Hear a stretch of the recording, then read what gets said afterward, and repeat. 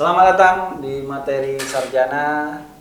Bertemu lagi dengan saya Jadi Natalias di materi perkuliahan manajemen keuangan. Untuk materi saat ini kita mempelajari investasi. Ada fakta. Nah, berbicara tentang investasi, kita umumnya ada hal-hal yang memang kita ketahui ya. Investasi itu biasanya nilai dari pengharapan yang kita keluarkan untuk mengharapkan return, keuntungan. Investasi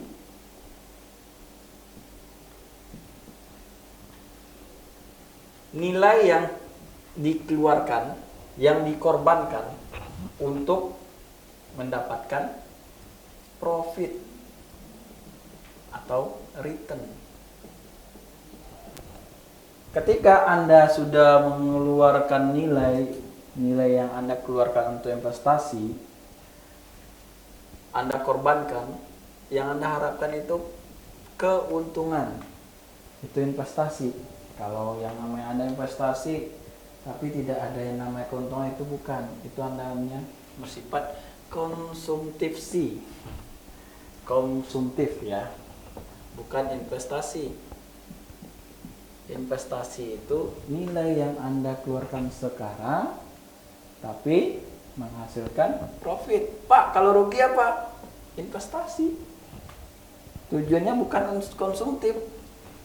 Banyak orang melakukan, wah saya investasi kemana? Beli motor. Untuk apa? Untuk sendiri, pakai sendiri tanpa menghasilkan profit. Itu bukan investasi, tapi konsumtif mungkin. Plesetannya ya, konsumtif. Jadi pemakaiannya konsumtif. Memang nilai yang Anda korbankan tapi untuk Anda sendiri, untuk kebutuhan Anda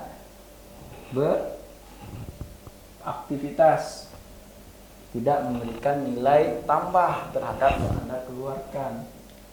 Kan investasi juga Pak. Iya, investasi tapi untuk pemakaian Anda.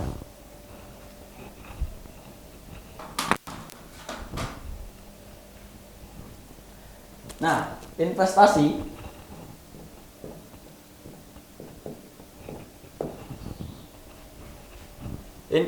ini ada dua jenis. Umumnya itu ada yang bilang investasi pada real, ada investasi non real. Nama lainnya ada investasi finansial, ada non finansial. Nah, investasi real sama dengan investasi non finansial ya, sama atau non finansial. Non real itu sama dengan finansial. Nah, investasi real apa Pak? Apa? Investasi real itu umumnya yang bersifat konkret, jelas. Biasanya orang-orang berinvestasi real dalam bentuk apa? Emas, bangunan bisa rumah, bisa gedung, bisa lain sebagainya, mesin ya. Itu investasi real atau tanah ya. Non real apa? Investasi non real banyak macamnya. Ada investasi real, investasi non real itu seperti saham, obligasi, saving, tabungan, deposito ya, atau deposito saving, reksadana atau rekisu, dan lain-lain. Non real. Ini yang real. Ini pengharapannya tentu harga yang Anda beli sekarang berbanding versus dengan harga yang akan datang. Kan nilai bertambah. Sama tadi, investasi nilai yang Anda korbankan sekarang untuk pengharapan keuntungan di masa yang akan datang, nilai lebih di masa yang akan datang. Biarpun hanya untung seperak, itu investasi. Nah, ini investasi non real, pengharapannya ya udah selisih. Selisih ini Anda beli sekarang, jualnya berapa? Untuk non real atau finansial, saham, obligasi, saving dan reksadana. Saham biasanya pengharapannya ada dua. Kalau Anda langsung secara langsung itu dividen terhadap perusahaan, bagi laba.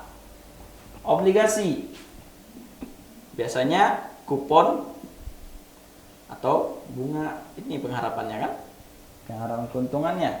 Saving atau tabungan atau deposito, itu pengharapannya bunga.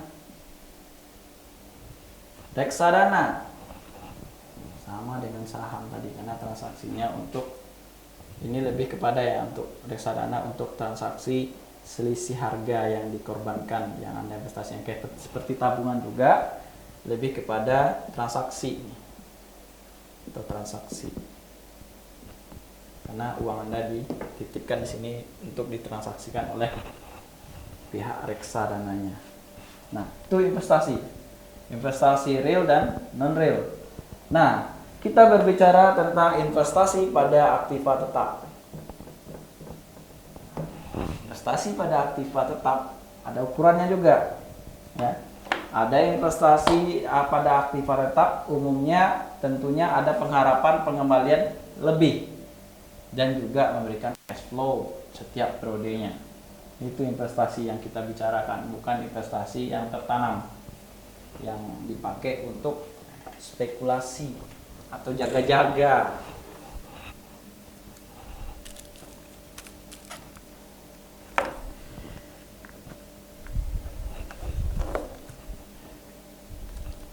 Biasanya di samping mencari laba, tujuan perusahaan juga mencakup pertama pertumbuhan yang terus-menerus, kedua keberlangsungan hidup, ketiga kesan positif di mata publik.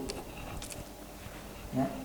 Jadi tentu kalau perusahaan tadi bagaimana jalan usahanya tetap jalan, tetap produktif, tetap ada, tetap dikenal, tetap terjaga reputasinya, tetap baik namanya, merek produknya. Itu pengharapannya saya, selain laba yang ingin dicari oleh perusahaan. Nah, untuk investasi untuk perusahaan Anda pada aktiva tetap, Anda harus mengetahui apa sih aktiva tetap. Nah, aktiva tetap di pembelajaran sebelumnya Anda sudah tahu lah ya, di pendahuluan kita sudah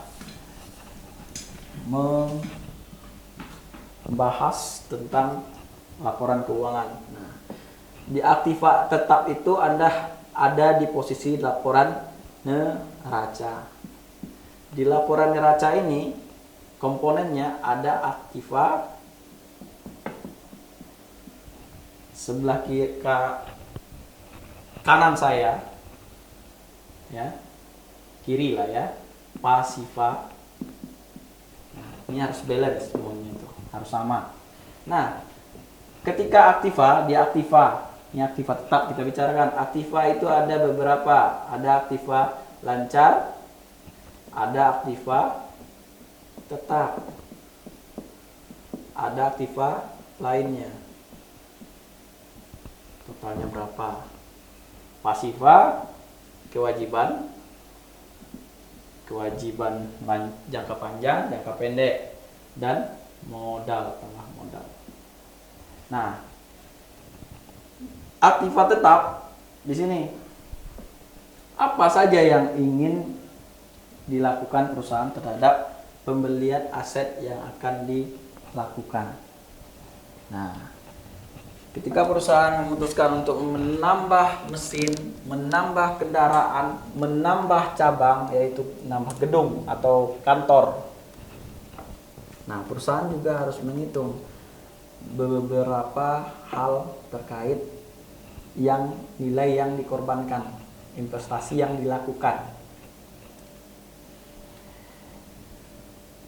Aktiva tetap adalah kekayaan yang dimiliki perusahaan yang dimana kekayaan tersebut didapat dalam bentuk siap pakai atau telah dibangun terlebih dahulu, sifatnya permanen dan dapat digunakan dalam kegiatan normal perusahaan untuk jangka waktu yang relatif panjang serta memiliki nilai yang cukup material.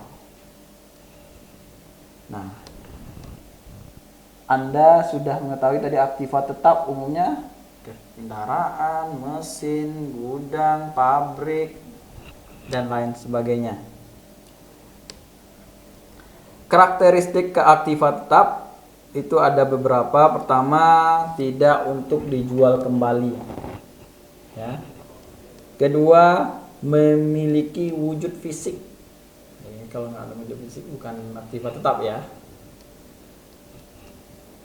Memiliki nilai material harga dari aset cukup signifikan, misalnya seperti harga tanah, harga mesin, harga bangunan, dan lainnya. Jadi kalau seandainya beli, wah ini aktiva tetap nih tapi nilainya kecil, biasanya perusahaan nilai di bawah kecil tidak termaksud aktiva tetap.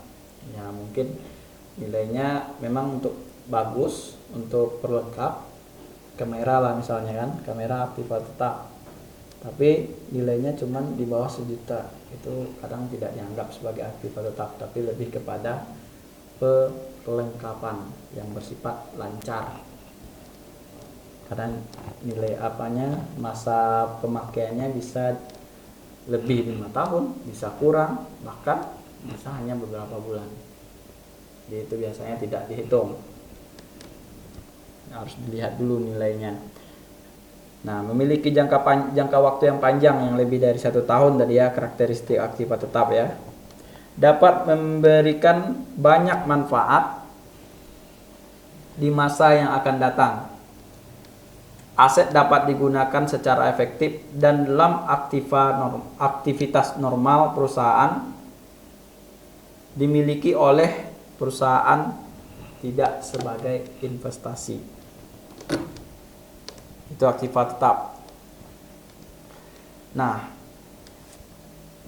dalam hal nilai yang dikorbankan perusahaan tadi terhadap pembelian aktiva tetap atau penambahan aset tetap, perusahaan juga harus memakai perhitungan metode berapa lama nilai yang dikorbankan tersebut memberikan cash flow, atau minimal berapa lama perusahaan tersebut mengorbankan nilainya, dan perhitungannya balik dari angka yang dikorbankan. Nah, biasanya ada beberapa metode yang digunakan. Pertama itu metode PBP, payback period. Nah, metode PBP ini lebih daripada menghitung berapa lama nilai yang diberikan oleh yang diinvestasikan ya. Nilai yang dikorbankan untuk diinvestasikan, seperti tadi beli mesin. Mesin menghasilkan produksi, anggaplah dalam yang dikorbankan itu nilai investasinya investasi sebesar 1 juta, dan dia juga terhadap nilai investasi ini PBP menghasilkan cash flow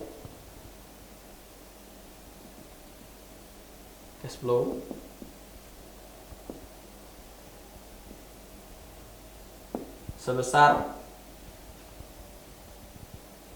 anggap 500 per tahun, 500.000 per tahun. Ini nilai investasi 1 juta. Jadi kapan dia akan kembali balik modal dari nilai yang dikorbankan, berarti investasi dibagi nilai proses atau cash flow-nya. Itu lebih kurang selama 2 tahun. Itu nilai yang dikorbankan berbanding nominal yang dihasilkan setiap periodenya terhadap aset tersebut. Jadi perusahaan bisa atau Anda bisa menghitung berapa lama aset tersebut bisa kembali nilai yang Anda korbankan, kembali nilai nominal yang Anda korbankan tersebut, berapa masanya. Ketika Anda sudah mengetahui masa dari produk tadi, dari aset yang Anda beli tadi, ternyata juga memberikan nilai yang cukup baik, dalam arti kata masih dipakai dan memberikan nilai cash flow dalam jangka waktu yang panjang, berarti Anda juga harus menghitung NPV-nya, net profit value, berapa tadi 500. Wah, 500 sampai 3 tahun. 500 tambah 500 berbanding nilai investasinya, berarti dia menghasilkan lebih kurang 1,5. Berarti dia yang nilai investasi tersebut hingga masih dipakai dan memberikan cash flow sampai lebih kurang 3 tahun, anggap 3 tahun ya, dengan nilai yang sama atau rate yang sama, berarti keuntungannya 1,5. Berarti sudah lebih dari nilai yang dikorbankan. Berarti investasinya layak. Ya, kita nilai layak atau tidak layak. Berarti layak untuk dilakukan investasi. Masih baik, diterima atau ditolak.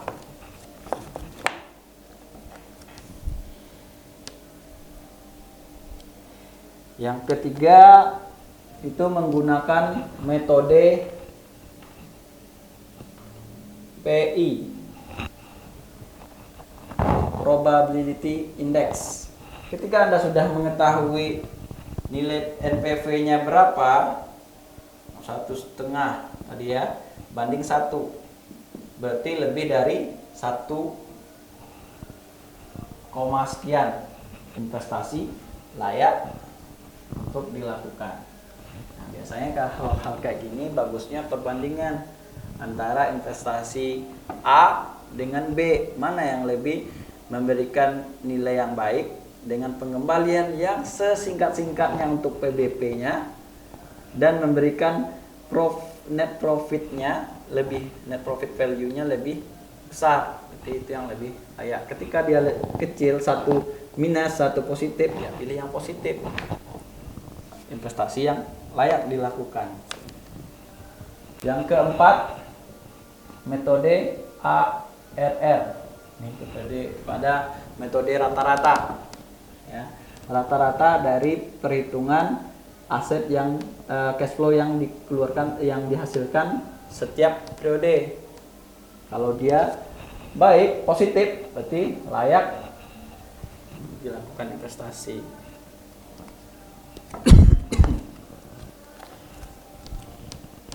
Nah, nilai investasi aktiva tetap, tadi Anda sudah kita pelajari berapa metodenya. Nilai investasi aktiva tetap, pertama, nilai suatu aktiva adalah seluruh biaya yang dikeluarkan oleh perusahaan untuk mendapatkan aktiva tetap tersebut, atau sering disebut dengan istilah harga perolehan aktiva tetap. Sedangkan untuk mendapatkan aktiva tetap terdapat beberapa cara, diantaranya pertama, pembelian tunai. Nah, ketika Anda melakukan pembelian rumah atau kantor, nilai yang untuk Anda memperoleh ini berapa? Kalau kita mengeluarkan harganya, jualnya, harga belinya sekian, 500, ternyata ada biaya lainnya. Biaya apa? Entah itu biaya balik namanya, biaya proses, biaya notarisnya, pajaknya, itu sebelum ini sudah rampung, belum dinyatakan biaya perolehan atau harga perolehan terhadap aset yang Anda beli. Jadi aset yang Anda beli perhitungan itu plus dengan pajak yang Anda keluarkan, itu harga perolehan suatu produk. Nah, di situ suatu aset ya, suatu aset. Nah, di situ juga dituangkan dalam catatan pembukuan keuangannya. Jangan salah, ketika Anda memisahkan itu juga memberikan nilai yang nggak baik nantinya. Jadi nilai-nilai yang dikorbankan, yang dikeluarkan perusahaan terhadap pembelian aset tetap tujuannya tidak lain yang memberikan cash flow terhadap perusahaan. Tentunya berapa lama masa pengembalian terhadap aset yang dibeli. Pak, kalau seandainya aset yang dibeli untuk dipakai sendiri bagaimana? Berarti tidak menghasilkan cash flow, tapi bisa direkayasa. Dalam hal dikata, anggap Anda membayar sewa. Jadi mudah ya. Sewa berapa perkiraan setiap periode, meskipun itu aset yang sudah Anda beli tunai untuk ditempati sebagai kantor misalnya. Nah, ketika Anda mengestimasikan nilai sewa setiap periode, misalnya setahun sekian, Anda juga bisa menghitung PBP-nya berapa sih, sekian. Tapi secara sistematis Anda tidak perlu lagi menghitung karena tujuannya untuk aktivitas perusahaan. Masanya pasti panjang, tingkat pengembalian tentu bisa lebih cepat, dan nilai cash flow-nya tentu ya itu tergantung aktivitas perusahaannya, memberikan nilai lebih terhadap aktivitasnya sehingga menghasilkan profit, tentu nilainya juga akan bertambah. Pak, kalau diganti dijual kembali tentu tidak lain juga akan naik. Ya, baik tadi kepada anggaran tadi ya, Anda menganggarkan beli sekian, ketika di masa periode tertentu Anda jual lagi untuk mengupgrade kantor Anda yang lebih besar, tentu nilai yang Anda yang sudah beli di masa yang lalu juga naik. Wah, naiknya umumnya tentu tergantung periode dan tergantung nilai pasar pada masa dilakukan transaksi. Untuk materi investasi pada aktiva tetap, kita lanjut untuk materi kebijakan dividen. Perlu Anda ketahui tadi ada yang namanya sebelum kebijakan dividen ya.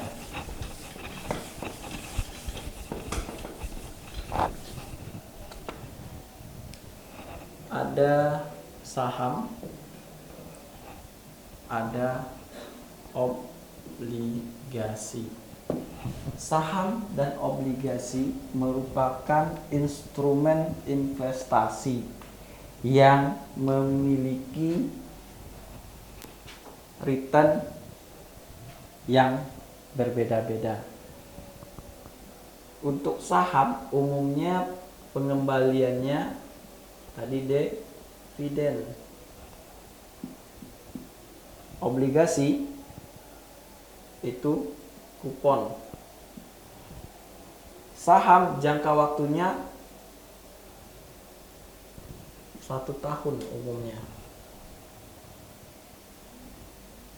Sedangkan obligasi 5 sampai 10 tahun. Bahkan ada yang memang lebih dari 1 tahun. Nah, untuk kita bukan berbicara saham di pasar modal ya, tapi langsung ke pasar modal lain lagi perhitungannya. Itu lebih kepada transaksi dalam arti kata pengharapan lebih dari hal yang dibeli dengan penjualan di masa yang akan datang, sehingga hasilnya profit. Nah, saham dan obligasi itu merupakan surat berharga jangka panjang, ada jangka pendek ya, jangka panjang dan jangka pendek. Jangka panjang obligasi, jangka pendek saham. Umumnya itu sama-sama surat berharga. Nah, untuk kebijakan dividen, tadi Anda sudah mengetahui apa itu saham dan obligasi. Kebijakan dividen perusahaan untuk keuntungan kepada pemegang saham dan kurung dividen menjadi dua bagian. Pertama, dana dibagi kepada pemegang saham. Jadi ada dividen yang dibagikan. Dividen dibagi. Jadi keuntungan yang diterima perusahaan persekian persennya setelah dikurangin kegiatan operasional di masa yang akan datang, keuntungan bersih setelah dikurangin dari laba bersih, itu dividennya bagaimana? Dibagikan. Pertama dibagikan, kedua ditahan. Nah, kedua dalam arti kata ditahan, dana untuk membelanjai kebutuhan pengembangan usaha, halnya tercermin dalam rencana pada pos laba ditahan. Nah, laba ditahan berarti dividen yang tidak dibagi. Ini dibagi, ini no. Ditahan dulu. Tujuannya untuk apa? Laba dividen yang harusnya dibagikan tapi ditahan, tujuannya untuk diputarkan kembali atau dilakukan untuk kegiatan usaha di periode berikutnya. Nah, biasanya untuk laba ditahan ada beberapa jenis ya. Ada laba ditahan yang diberikan dalam bentuk nominal, tetap nominal. Ada yang memang penambahan terhadap kepemilikan saham si pemegang saham, ditambah sahamnya terhadap untuk laba ditahan perusahaan bagi pemegang saham. Kebijakan dividen, ada dua kebijakan dalam dividen. Pertama, sebagai kebijakan pembelanjaan jangka panjang. Pembagian laba sebagian dividen berarti pengurangan terhadap sumber dana jangka panjang untuk membelanjai pengembangan usaha. Jadi hal yang dilakukan untuk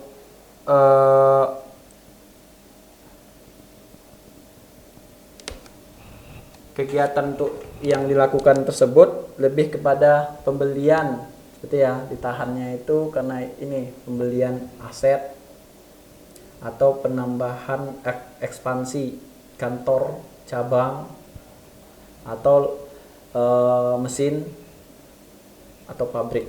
Biasanya itu untuk jangka panjang ditawarkan. Kedua, sebagai kebijakan untuk memaksimumkan nilai perusahaan. Jadi kalau seandainya dibagi, ya ditahan, nilai rasio sebuah perusahaan juga memberikan dampak ya. Kalau dampak baik untuk investor berinvestasi, atau dampak baik untuk perusahaan lebih menaikkan nilai reputasinya di mata pihak-pihak yang berkepentingan. Nah, terkait kebijakan dividen, biasanya hal yang dilakukan oleh investor terhadap dividen yang ditahan itu banyak hal ini dilakukan dalam kegiatan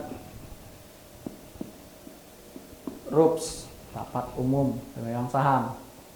Jadi penentuan terhadap dividennya dibagi atau tidak, manajemen perusahaan menawarkan kepada para pemegang saham. Tapi kalau seandainya benefitnya lebih besar, biasanya ada harus mau tidak mau mengambil komponen tidak dibagi, yaitu laba ditahan, supaya perusahaan bisa leluasa untuk meningkatkan produktivitas yang baik sehingga menghasilkan profit yang besar. Tapi Pak, berapa lama biasanya untuk laba ditahan ini Pak? Kalau seandainya perusahaan berkali-kali untuk menawarkan laba ditahan, hal yang harus dipertanyakan itu bisa jadi perusahaan tidak baik, tidak sehat. Misalnya laba ditahan pada periode A sekian 1M, ya, setahun kemudian naik lagi jadi 2M. Asumsinya bisa 2, karena sebagian dividen yang dibagikan hanya 15%, sisanya ditahan, berarti perusahaan tidak mampu membayarkan kewajibannya kepada pemegang saham terkait kepemilikan saham oleh pemegang saham itu sendiri. Jadi perusahaan tidak solvabit.